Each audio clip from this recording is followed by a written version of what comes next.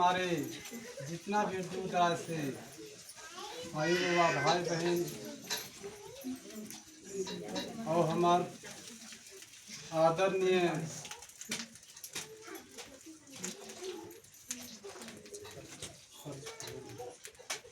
वो दादा लातेहार कबरी संतोष दादा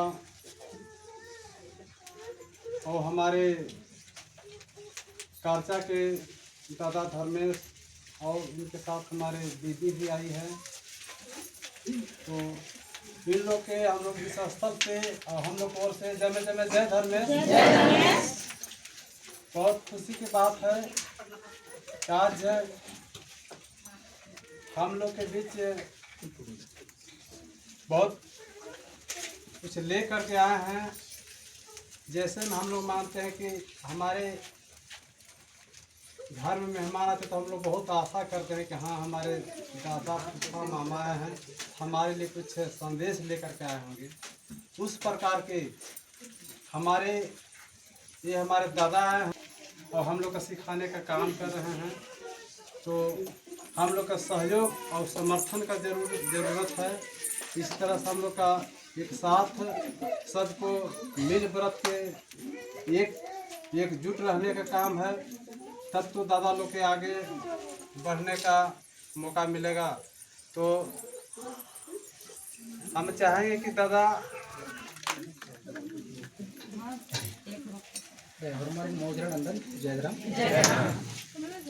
ಮುಂದೆ ತಂಗ ಪರಿಚಯ ತಂಗ ಬಿದ್ದಲ್ मेरा नाम है मेरा संतोष राव पद्दांग है कबरी चिड़िया मणिकाली गारो थाना लातेहार जिला वर्तमान बेड़ानु अकुनेन गांगेश्वर उराव धूमकुड़िया है डायरेक्टर संगे चंबरू उराव लुड़कुड़िया जुंगुरनु 6 तारीख ओरे मंचकेरी अधी मैनेजिंग डायरेक्टर हुरुपेनु नलक सुरुनला लक्कदन और संगे संगे समाज ही मजीनु जो सामाजिक मूल जो नाम है अधिकार मनी संबंधित नाम है सांस्कृतिक परंपरा मनी अतिथि संबंधित विभिन्न बिंदु तंगा राजी दुनिया नु नलक मंतारा लक्कीरी बहुत मुश्किल थी बेड़ा उतरा के निमे मजीनु बरचकदन तो मेना बेदन पहले कुरुक ए बगे बुझलता जुक्की अल्लाह ने बुझलदार तो आगे से इन समझ हम हिंदी तीमा बेदन क्योंकि कुछ कथा री हरमर माल बुजुर्ग तो किरेगा बांगा ही कोई मतलब माल रहेगा है ना आगे से बुद्धा कथा ना आगे जो भाषा नाम आखदत आ भाषा नु नमन न करना चाहिए ताकि नाम हरमर बुझ रहा हूँ है ना। तो लगे बाकी कथा इन हिंदी तीमा लिख कर तो आज मनहनिया ये सरना स्थल शायद मेरी तीसरी बार का ये सफ़र है। आज मिलाकर के तीसरा बार यहाँ पर मैं उपस्थित हो पाया। मुझे बहुत खुशी होती है इस तरह की बंदोबस्त व्यवस्था यहाँ पर जो हमारे सिकंदर दादा जब से इन लोग से परिचय हुआ है दीदी रजनी उराव तो इधर आने का एक मौका मिलता है और आप लोग से मिलने का मौका मिलता है। तो ज़्यादा कुछ नहीं बताना चाहूँगा मैं छोटा सा जो मैं पूर्व में परिचय बताया उसको हिंदी में बताना चाहूँगा। मेरा नाम लगभग सभी लोग जानते हैं संतोष उराव गांव मेरा कबरी चिड़िया दारू थाना लातेहार जिला।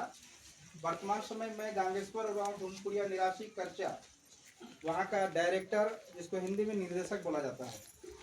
साथ में बाबा चंबरू उराव लुड़कुड़िया 6 तारीख को उद्घाटन हुआ वहाँ का मैनेजिंग डायरेक्टर के रूप में मैं काम कर रहा हूँ। साथ में नौरपुर ट्रस्ट के एक प्रवक्ता के रूप में और ट्रस्ट को बढ़ाने के लिए उसके साथ काम कर रहा हूँ। साथ में वीर बुद्ध भगत सेना नाम की एक पारंपरिक संगठन जो है वो पारहा संगठन के अनुसांगी इकाई वीर बुद्ध भगत सेना नाम का एक संगठन बना है जिसका मैं प्रवक्ता और राष्ट्रीय लेवल की प्रवक्ता के रूप में कार्य कर रहा हूँ।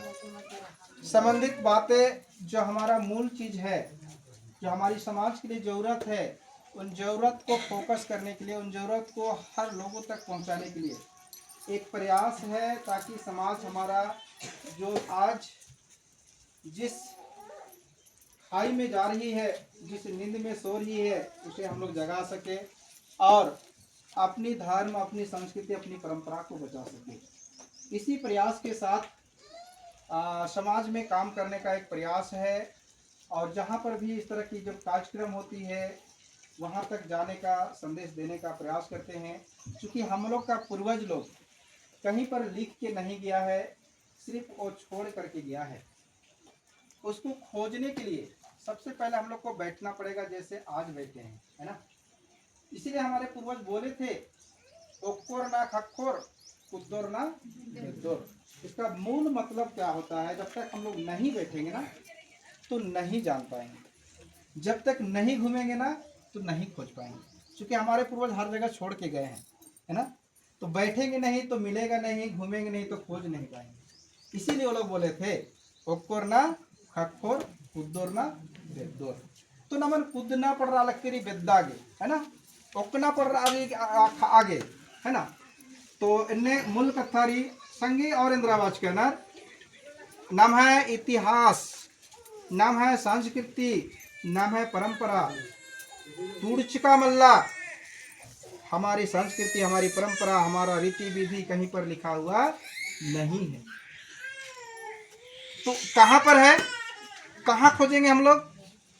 उसके लिए भी एक श्लोक बोले हैं, डंडी नु पंडीरी पंडी नु खीरी। यानी गाना में ही उस कर्म कांड को अंकित किया गया, जिसको डंडी में पंडी बोलते हैं, है ना। पंडी में खीरी, पंडी नु खीरी, यानी पंडी, उसको जब हम जान पाएंगे तो उसी में खीरी है, कहानी है जो हमारे पूर्वज गीत में लिख के गए हैं, है ना। इसीलिए वो बोले कि डंडी नु पंडीरी पंडी नु खीरी विद्या हर कुड़खर।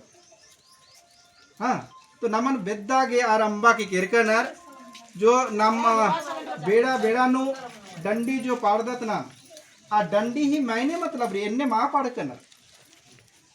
हर डंडी ही पंडीरी, हर पंडी ही खीरी री।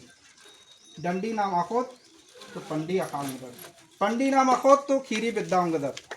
यानी गीत को हम जानेंगे तो उसका सुर को जानेंगे, वो क्या बोल रहा है गीत, उसको जब जानेंगे तो इतिहास को जान पाएंगे, इतिहास क्या बोल रहा है ना, उसी में लिखा हुआ है। इसीलिए हमारे पूर्वज लोग लिख के नहीं गए, है ना। तो ये तमाम चीज को जानने के लिए आज हम लोग ऐसे जगह में एक धार्मिक स्थान के रूप में, एक धार्मिक अनुष्ठान के रूप में हम लोग आगे बढ़ रहे हैं समाज को बढ़ाने का। कलसा में जो बिल्ली दागा जाता है ना, उस कलसा का बहुत मायने मतलब है। कलसा क्यों रखा जाता है, कलसा के ऊपर दिया क्यों रखा जाता है, दिया के ऊपर बत्ती और तेल और उसमें मासी डाली क्यों रखी, सबका मायने। जलाते क्यों है उसको, सबका मायने मतलब। तो ये सारा इतिहास हम लोग का गीत में है, कहीं पर लिखा हुआ नहीं है। वो जो हम लोग कलसा रखते हैं ना, ये पृथ्वी का पत्ती है ना। उसके ऊपर दिया टट्टी जो रखा जाता है, उसके अंदर में जो तेल होता है वो पृथ्वी में जल का जो स्रोत आया, पानी का, उसमें का प्रतीक है। दिया जो उसमें जलाते हैं, वो दिया सूरज चांद की तरह जो हमें रात में अंधेरा दिन में उजाला करता है, उसका प्रतीक। उसमें उड़द का दाल और धान का बाल रखते हैं। वो अन्न का जब आविष्कार किया हमारे पूर्वज, चावल, धान और उड़द रखा। उसके पूर्व में हमारे पूर्वज के पास अन्न नहीं थे, कंद मूल बीज साग महुआ खाए जाते। जब अन्न की उत्पत्ति हुई, अन्न की जब खोज किए तो वो अपने परंपरा में उसको डाले। सबसे पहले जैसे आप लोग फगुआ पूजा किए होंगे ना, फगुआ पूजा से पहले नया फूल नया फल को नहीं खाया जाता है, जो लोग पूजा करते हैं। क्यों? क्योंकि सृष्टिकर्ता जब हम लोग को फल खाने के लिए सिखाया, हमारे पूर्वज लोग जब सीखे उसको, तो सबसे पहले उनके लिए हिस्सा कराते हैं। फगुआ हम लोग का 12 महीना का अंतिम महीना होता है और चैत हमारा नया साल होता है। नया साल मनाया कि नहीं होता?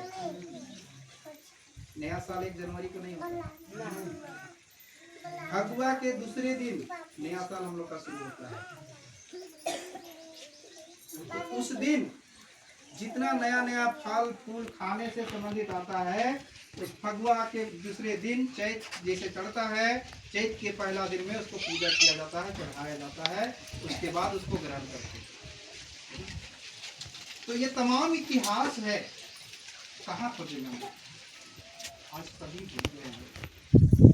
सारे इतिहास हमारा खत्म हो गया। इसको ढूंढने के लिए कहाँ गए? ना हमारा स्कूल है, ना हमारा कॉलेज है, ना हमारा धूमपुड़िया है, ना हमारा लोहपुड़िया है। कहाँ गए? तो आज हमारे पूर्वज इस इतिहास को उस धूमकुड़िया में सजा करके रखते थे, उस धर्मकुड़िया में सजा करके रखते थे, जहाँ पर धार्मिक, सामाजिक, सांस्कृतिक, पारंपरिक चीजों को शिक्षा दिया जाता था। आज धूमकुड़िया बंद हो गया, लुढ़कुड़िया हमारी नहीं है, कहाँ सीखेंगे हम लोग, कहाँ सिखाएंगे हम लोग? इसी तमाम बिंदु को देखते हुए, सोचते हुए एक छोटा सा प्रयास है कि हम अपने बच्चों को अपनी संस्कृति, अपनी परंपरा, अपनी धर्म, अपनी सांस्कृतिक सभ्यता का इतिहास के बारे में पढ़ा सके। आज जिस स्कूल में, कॉलेज में हमारे बच्चे पढ़ते हैं, वहाँ पर आदिवासी का कोई भी सांस्कृतिक, कोई भी परंपरा, कोई भी हक, कोई भी अधिकार के बारे में नहीं पढ़ाया जाता।